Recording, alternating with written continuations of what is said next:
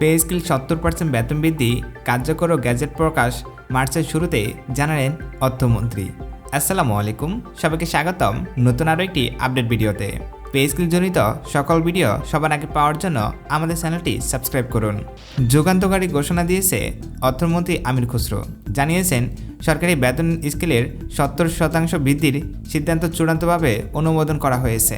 নতুন scale gadget আকারে প্রকাশিত হবে এবং 1 মার্চ থেকে কার্যকর হবে। তিনি বলেন, আমরা চাই সরকারি চাকরিজীবীরা ন্যায্য বেতন এবং সুযোগ সুবিধা পান। নতুন বেতন স্কেল কর্মচারীদের জীবনযাত্রার মান উন্নয়নের বিশেষ ভূমিকা রাখবে। সূত্রগুলো জানিয়েছে, বেতন বৃদ্ধির এই সিদ্ধান্ত নেওয়া হয়েছে দীর্ঘ সময়ের অর্থনৈতিক পরিস্থিতি মূল্যায়ন, সরকারি চাকরিজীবীদের দীর্ঘদিনের দাবি এবং বাজেটের সামঞ্জস্য বিবেচনা করে। বিশ্লেষকরা মনে করেছেন 70% বেতন বৃদ্ধির শুধু সরকারি চাকরিজীবীদের আয়ের ক্ষেত্রে নয়, দেশের অভ্যন্তরে বাজার ক্রয় ক্ষমতা বৃদ্ধিতেও গুরুত্বপূর্ণ প্রভাব ফেলবে। নতুন বেতন স্কেল আওতায় কর্মচারীদের বেসিক বেতন সর্বনিম্ন 35,000 টাকা থেকে শুরু করে সর্বোচ্চ 2,50,000 টাকায় উন্নতি হবে। 20টি গ্রেড আগের মতোই রাখা হলেও প্রত্যেকটি গ্রেডের ভাতা এবং অন্যান্য প্রণোদনা 30% হারে বৃদ্ধি করা হয়েছে। এতে পরিবারের সদস্যদের জন্য প্রযোজ্য ভাতা, বাসা ভাড়া, চিকিৎসা এবং অন্যান্য সুবিধাও আরও কার্যকর সমন্বিত হবে।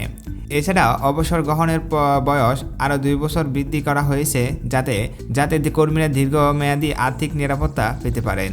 অর্থমন্ত্রী এ বিষয়ে বিস্তারিত আলোচনা করতে গিয়ে বলেন, সরকারি কর্মচারীরা গুরুত্বপূর্ণ অবকাঠামো কার্যক্রম চালানোর মূল ভিত্তিক। তাদের জীবনমান উন্নত করা আমাদের সামাজিক দায়িত্বের অংশ। বেতন বৃদ্ধির পাশাপাশি ভাতা ও প্রণোদনা সঠিক সমন্বয় নিশ্চিত করা হয়েছে। বিশ্লেষকরা বলেছেন, এই পদক্ষেপ দীর্ঘমেয়াদী সরকারের সামাজিক নীতি এবং কর্মচারীদের কল্যাণমুখী দৃষ্টিভঙ্গির প্রমাণ। তবে তারা সতর্ক করেছেন যে আর্থিক ভারসাম্য বজায় রেখে বাজেট ব্যবস্থাপনাকে আরও শক্তিশালী করতে হবে।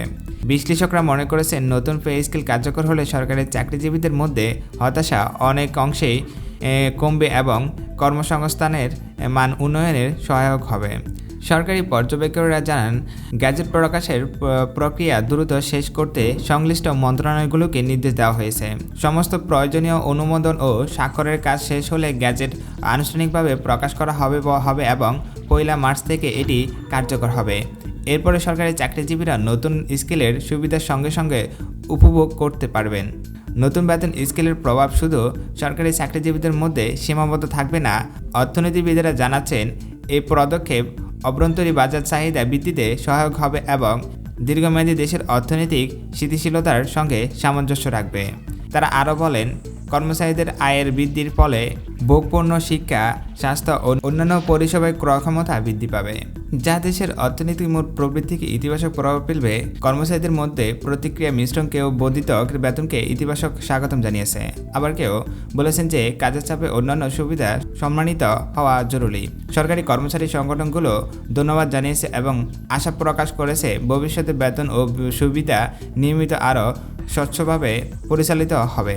অর্থমন্ত্রী জানিয়েছেন, এই সিদ্ধান্ত সরকারের দীর্ঘমেয়াদী পরিকল্পনা অংশ, যাতে কর্মচারীদের জীবনমান উন্নয়নের পাশাপাশি দেশের অর্থনৈতিক স্থিতিশীলতা থাকে। তিনি বলেন, আমরা চাই সরকারি কর্মচারীদের দেশের অর্থনৈতিক উন্নয়নের সঙ্গে সামঞ্জস্য রেখে স্বাভাবিক জীবনযাপন করতে পারে। নতুন স্কিলটি সেই লক্ষ্যেই গুরুত্বপূর্ণ ভূমিকা রাখবে। বিশ্লেষকরা আশা করেছেন, 2026 সালের 1 মার্চ থেকে কার্যকর এই নতুন পে স্কেল বাংলাদেশের সরকারি কর্মচারীদের জন্য এক নতুন অধ্যায়ের সূচনা। এটি শুধু বেতন বৃদ্ধি নয়, বরং সরকারি কর্মচারীদের দীর্ঘমেয়াদী আর্থিক নিরাপত্তা, জীবনমান বৃদ্ধি এবং সরকারের কাজের সামাজিক নীতির বাস্তবায়নের প্রতিফলন হিসেবে বিবেচিত হবে। তো বন্ধুরা, যারা ভিডিওটি শেষ পর্যন্ত দেখেছেন তাদেরকে অসংখ্য ধন্যবাদ। আর চ্যানেলটি সাবস্ক্রাইব করে এখনও না থাকলে চ্যানেলটি সাবস্ক্রাইব করে আমাদের পরিবারের একজন সদস্য হয়ে যান। ধন্যবাদ।